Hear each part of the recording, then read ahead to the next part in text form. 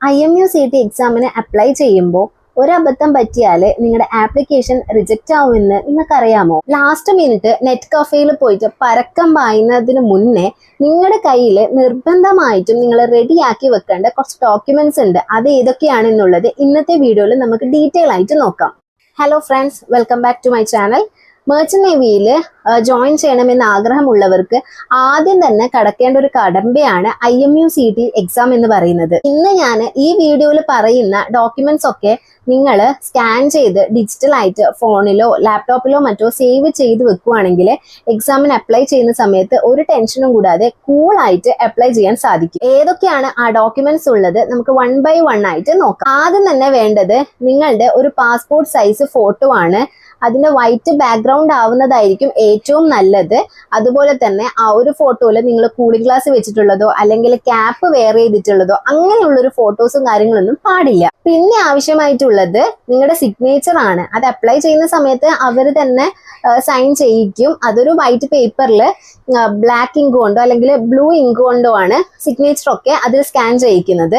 So ഇത് നിങ്ങൾ apply ചെയ്യുന്ന സമയത്ത് തന്നെയായിരിക്കും അവർ അവിടെ നിന്ന് നിങ്ങളെ കൊണ്ട് സൈൻ ചെയ്യിച്ച് സ്കാൻ ചെയ്യിക്കുകയും ഇങ്ങനെ ചെയ്യുന്നത്. നെക്സ്റ്റ്, എക്സാമിന് അപ്ലൈ ചെയ്യുന്ന സമയത്ത് ഏറ്റവും ഇമ്പോർട്ടന്റ് ആയിട്ട് വേണ്ടുന്ന കാര്യങ്ങളാണ് നിങ്ങളുടെ എഡ്യൂക്കേഷണൽ സർട്ടിഫിക്കറ്റ്. അതിൽ വരുന്നത് നിങ്ങളുടെ 10th-ന്റെയും 12th-ന്റെയും മാർക്ക് ലിസ്റ്റ് ആണ്. 10th-ലെ സർട്ടിഫിക്കറ്റ് ഉണ്ടെങ്കിൽ മാത്രമേ നിങ്ങളുടെ ഡേറ്റ് ഓഫ് ബർത്ത് തെളിയിക്കാൻ പറ്റൂ. സോ അതുകൊണ്ട് 10th-ന്റെ സർട്ടിഫിക്കറ്റ് തന്നെ നിങ്ങളുടെ കയ്യിൽ കരുതണം. ഇനി ഈ വർഷം നിങ്ങൾ +2 എക്സാം എഴുതാൻ നിൽക്കുന്നവരാണെങ്കിൽ നിങ്ങൾ പേടിക്കേണ്ട ആവശ്യമില്ല. നിങ്ങൾക്ക് അപ്പിയറിംഗ് ആയിട്ട് ഈ ഒരു എക്സാമിന് ആപ്ലിക്കേഷൻ കൊടുക്കാവുന്നതാണ്. അടുത്തതായിട്ട് വരുന്ന കാര്യമാണ് category or community certificate.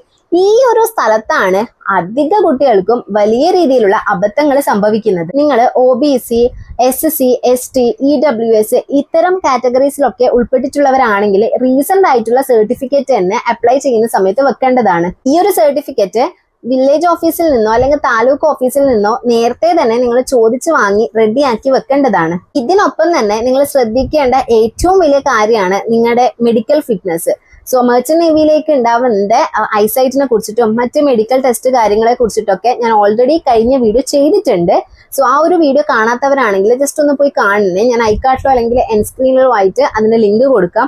So ആ വീഡിയോ ഒന്ന് കണ്ടു കഴിഞ്ഞാൽ നിങ്ങൾക്ക് മെർച്ചന്റ് നേവിയുടെ ഐസൈറ്റിനെ കുറിച്ചിട്ടും മെഡിക്കലിന്റെ കൂടുതൽ കാര്യങ്ങളെ കുറിച്ചിട്ടും മനസ്സിലാക്കാൻ സാധിക്കും. ഈ ഒരു എക്സാം നിങ്ങൾ പാസ്സായാൽ മാത്രം പോരാ. ഞാൻ ഈ മെഡിക്കലിനെ കുറിച്ചിട്ട് പറഞ്ഞ കാര്യങ്ങളൊക്കെ പാസ്സായി കഴിഞ്ഞാൽ മാത്രമേ മെർച്ചന്റ് നേവിയിൽ ജോലിക്ക് കയറാൻ സാധിക്കൂ. സോ ഞാൻ ഇപ്പോഴും പറഞ്ഞ ഈ ഒരു ഡോക്യുമെന്റ്സ് ലിസ്റ്റ് ഒക്കെ നിങ്ങൾ എവിടെയെങ്കിലും കറക്റ്റ് ആയിട്ട് ഒന്ന് നോട്ട് ചെയ്ത് വെക്കുക.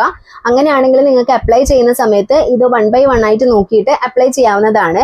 ഇനിയിപ്പം നിങ്ങൾക്ക് ഈ ഒരു എക്സാമിനെ കുറിച്ചിട്ട് അപ്ലൈ ചെയ്യേണ്ട രീതിയെ കുറിച്ചിട്ട് എന്തെങ്കിലും തരത്തിലുള്ള ഡൗട്ട് വരുവാണെങ്കിൽ കമന്റ് ചെയ്ത് ചോദിക്കാവുന്നതാണ്. ഞാൻ കമന്റ്സിന് തീർച്ചയായിട്ടും റിപ്ലൈ ചെയ്യും. അതല്ലാന്നുണ്ടെങ്കിൽ എന്റെ ഇൻസ്റ്റാഗ്രാം അക്കൗണ്ട് ഞാൻ ഇവിടെ മെൻഷൻ ചെയ്യാം. നിങ്ങൾക്ക് അതിൽ മെസ്സേജ് അയക്കാവുന്നതാണ്. അടുത്തതായിട്ട് മെർച്ചന്റ് നേവിയിലെ ഏജന്റുമാരുടെ തട്ടിപ്പിനെ കുറിച്ചിട്ട് ഒരു വീഡിയോ വരുന്നുണ്ട്. അത് നിങ്ങൾ മിസ് ചെയ്യാതെ കാണാൻ ശ്രമിക്കുക.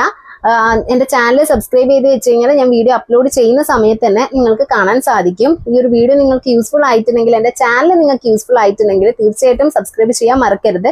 സോ അടുത്തൊരു വീഡിയോ ആയിട്ട് വരുന്നത് വരെ ബൈ. Thank you.